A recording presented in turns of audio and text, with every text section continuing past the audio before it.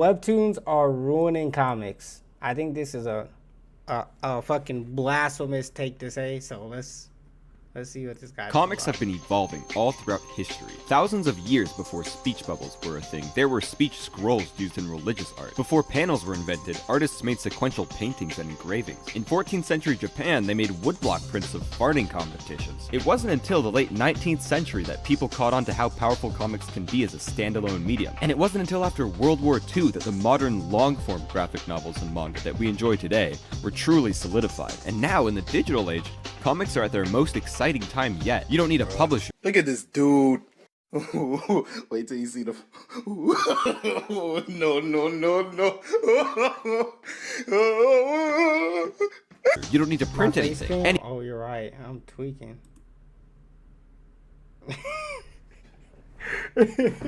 Bro was gatekeeping the video. I didn't mean to, but I didn't even realize that I switched it, bro. When did I switch it? I didn't even realize that I switched it. Anyone, anywhere can share their stories with the entire world for free. And what have we done with this amazing opportunity?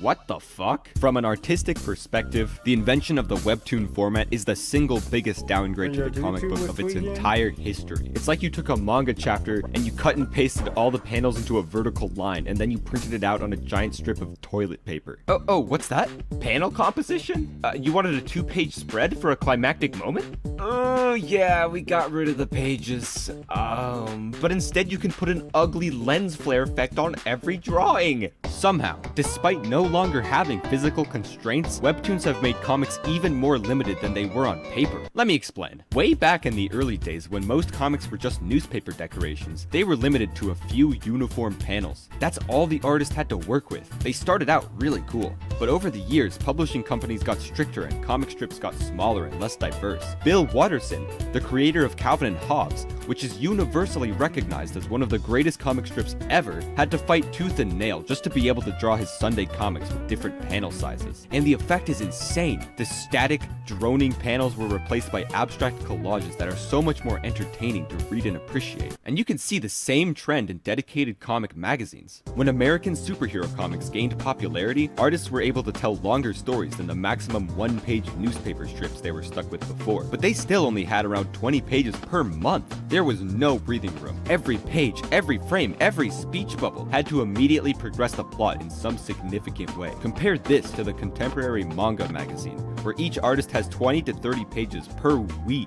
There's room to experiment, to really give characters time to interact and build up a world. And again, a huge part of that creative freedom comes directly from their open, unrestricted layout. Each page becomes its own individual artwork, and the paneling is the tool in which the story's pacing is throttled. Check out Stranger by the Shore. Panels fall out of alignment and crowd over one another, yet your eyes never lose track of where to read next as they follow the flow of the speech bubbles, which often pop out of the panels to maintain that momentum. Sometimes you can see the details behind the speech bubble, which makes it feel like a physical object. The pages stop feeling like collections of single images and more like a continuous whole. Look at this page where Mio loses his hat. The panels are all overlapping, and their positions on the page actually trace the arc of the hat as it flies through the air. Kikana didn't have to draw the panel borders here at all. It would have still read just fine as one big image, but they're still here as an artistic choice, a mere suggestion of panels to subtly frame the hat into different shots. And this is my problem with the web. Why did you just now ask for it? Webtoon format. That spaciousness, that liberty is gone, and instead, all the panels have to be crammed down a single claustrophobic gutter. These poor webtoon artists try to innovate too.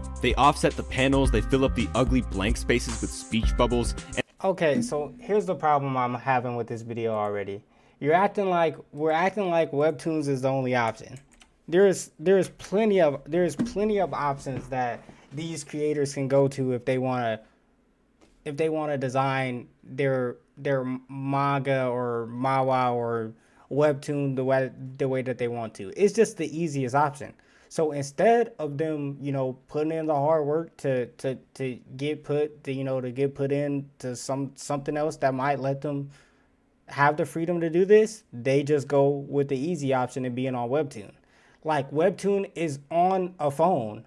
Like, it's not their fault. They're restricting, webtoon is restricted to having people scroll through the phone. There's only so much they can do. There's no side by side action that they can employ when they want when they want you to be able to scroll down to read. So I mean, I get the point of this video, but it's like you're making a point for no reason with this one. And bro. sometimes they have these super duper long panels for more detailed shots. They really push the boundaries as far as they can, and over time it's become an entirely new thing, with its own visual language and conventions. But it just never comes close to the experience of reading an actual book. Plus, when all Yeah, I'm not gonna lie, that's just your personal experience. As a D1 webtoon reader and a manga reader, I have no problem with either one. I enjoy both. I don't enjoy one more than other. I literally enjoy both of them the same. They both feel the same to me. So that's just your personal opinion there, man. all you can do is scroll down, it's hard to enjoy the art. Have you ever watched someone read a Cap. I don't know why you have to look side by side to enjoy art. How me scrolling down affects how the art looks. What are you talking about? webtoon? They don't even fucking look at it, they just blitz through at 90 miles an hour. At that point, why even Okay, yeah, and then this is how I know you're chatting, bro. Look, for niggas that know me, I often complain about webtoons all the time, and I say that they're too short. What do you mean we blitz through it? Nigga, I be taking my time because the webtoons are short as fuck. I can get through 50 chapters of a webtoon in fucking 2 hours. Dead ass. I could get through 50 chapters of a webtoon in 2 hours because most of them are that short. What are we talking about? What do you mean we're blitzing through it? We don't got contents to blitz through. I wish I had some fucking content to blitz through, bruh. I wish I did. bother making it a comic, it's just a slideshow. Now, let's be clear. Manga are also read through in a matter of minutes, and part of this just comes with the territory. Without the temporal constraint of a pre-recorded video, your consumption is solely limited by how fast you read. And it's not like you read manga any slower than webtoons, but the format of a manga forces you to stay and absorb the art for longer. Your eyes are carefully guided up, down, and across. Bro, I'm not gonna lie. Look.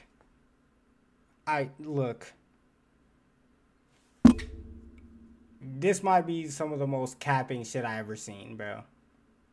This might be some of the most capping shit I ever seen, bro. Come on, bro. You're telling me because I have to move my eyes around, it's taking me longer to read through the content? Or it's making me enjoy the art more? Motherfucker, if I want to look at the art, I'm going to stop and look at the art. It has nothing to do whether if I have to look side by side or up or down. What the fuck are we talking about here?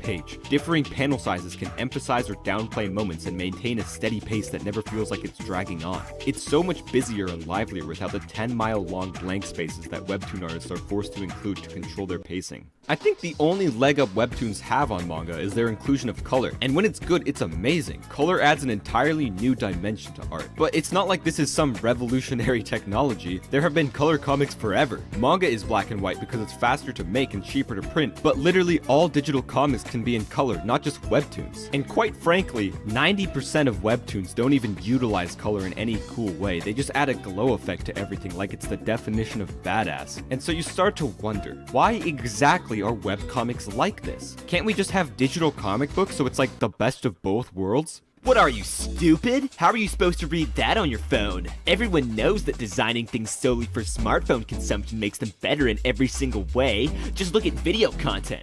I love it when the sides of the screen are cropped out, it's so cinematic. And plus, instead of choosing what to watch next, I can just let the algorithm do it for me. Awesome, dude! Listen. I want to clarify here that it's not webtoons in themselves that I hate. As an aspiring comic artist myself, I am very grateful for them. They're keeping comics alive and relevant and bringing all sorts of new fans in. It's great having a centralized platform for artists around the world to make comics that's so accessible and removes barriers to entry. There are plenty of amazing, beautiful webtoons out there, for real. I'm not trying to discourage any aspiring webtoon artists either. Like, follow your dreams, seriously. For the most part, they really do keep the spirit of comics alive. I really just hate seeing such a beautiful storytelling medium forced to conform itself to the hyper-convenience of a phone. Like, there are exactly 0 webtoons that wouldn't be more enjoyable formatted for a book. I have to say it, this shit is DD mega doo-doo. I'm sorry. I'm not gonna lie, bro. I don't know why I do this, bro. I genuinely don't know why I do this, bro. I don't know why I do this. I don't... You literally just complained about webtoons for 5 minutes and 30 seconds. And then in the last 30 seconds of the video, you want to start talking about how there's no problem with it. I just hate that I have to scroll down. And there's no freedom in the oh my god, bro. I just need to start making content about how I hate something. How about how I hate one particular thing in an anime? Talk about it the whole time, just shit on it, and then at the end of the video be like, I really love this anime. I just hate the fact that this one singular thing just gets on my nerves so much. So you like the video? You'll like this one too. Go ahead and click on that. Yeah. You're still here? So you don't fuck with me? Alright, I'ma just